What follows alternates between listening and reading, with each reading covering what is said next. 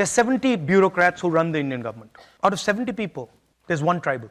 I think 3 Dalits, 3 OBCs, a minority. So 90% of India, in the government of India, has access to less than 10% of the positions that determine how finances, how money is going to be spent. It's not the only tool.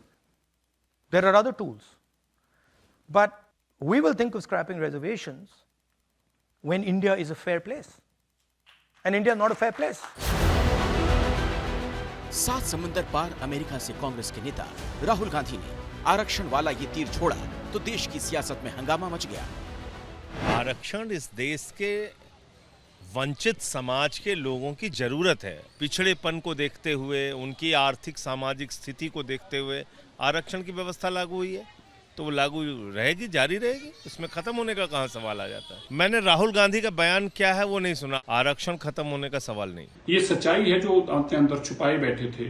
Rahul Gandhi का भेद भी खुल गया और मैं अब ST, SC और OBC को लोगों को कहना चाहता हूं, ये आदमी आपके लिए इतना खतरनाक है, ये आपके रिजर्वेशन भी खत्म करेगा और ये देश को जाति नाम पे इतना लड़ाएगा, इतना बढ़ाएगा कि देश का बहुत बड़ा नुकसान करेगा। ये सच्चाई अब आपके सामने है।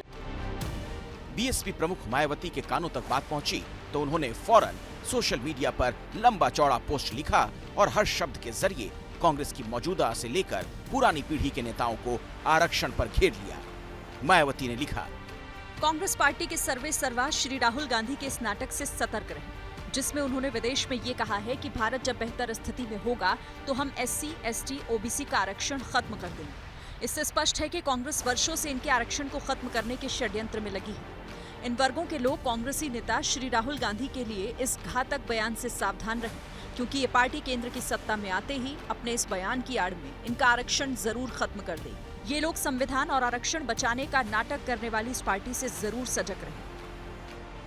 बीजेपी ने मायावती के पोस्ट को हथियार बनाकर हमले के बंदूक का मुंह कांग्रेस की तरफ मोड़ दिया।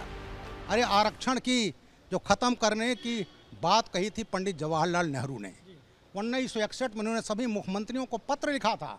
वो पत्र मौजूद है, पार्लियामेंट में डिस्कस हुआ। उन्होंने सभी मुख्यमंत्रियों से कहा था कि हमें आरक्षण पसंद नहीं है। दलितों को केवल इन्होंने वोट बैंक समझा, लेकिन दलित आज समझ गया है कि ये कांग्रेस पार्टी हमेशा उनकी विरोधी रही है। इन्होंने हमेशा दलितों को दरकिनार किया, इसलिए कभी दलित अब इनके उसमें नहीं फंसने वाले हैं।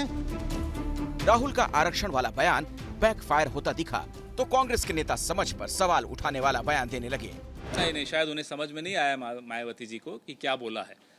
जब ऐसा देश हो जाए जहां कोई अमीरी, गरीबी, पिछड़ापन, अगड़ापन, सब में सारे भेद समाप्त हो जाएं, तब जाकर हम अपनी नीति बदलेंगे। उससे पहले कैसे बदल सकते हैं? यही तो कहा, उसमें क्या गलत है? देश में आरक्षण सेंटिमेंटल मुद्दा है। लोकसभा चुनाव में इसी आरक्षण और संविधान के सहारे कांग्रेस ने बीजेपी के खिलाफ माहौल बना दिया। नतीजा रहा कि बीजेपी बहुमत के कांटे से दूर रह गई। अब सामने कई राज्यों में विधानसभा के चुनाव हैं, तो बीजेपी राहुल के इस बयान को न सिर्फ मुद्दा बनाएगी बल्कि दलित और पिछड़ों के बीच भुनाने की कोशिश करेगी। केंद्रीय मंत्री चिराग पासवान ने सोशल मीडिया पर लिखा, आरक्षण समाप्त करना तो दूर, सोचना भी अपराध है राहुल गांधी जी। पिछले महीने जब सुप्रीम कोर्ट ने आरक्षण में संशोधन की सलाह दी थी, तब प्रधानमंत्री ने साफ कहा था कि ऐसा कोई बदलाव नहीं किया जाएगा। लेकिन इसके बावजूद पिछले महीने सड़क पर उतरकर देश में तमाम दलित संगठनों ने भारत बंद किया था। और अब राहुल गांधी ने विदेश में आरक्षण को समाप्त करने वाला बयान देकर के एक तरह से अपने लिए राजनीतिक मुश्किल मोल ली है। अभी तक आरक्षण में संशोधन का बयान बीजेपी को नुकसान पहुंचाता रहा है। For exclusive and insightful videos, subscribe to our new channel ABP Live Premium.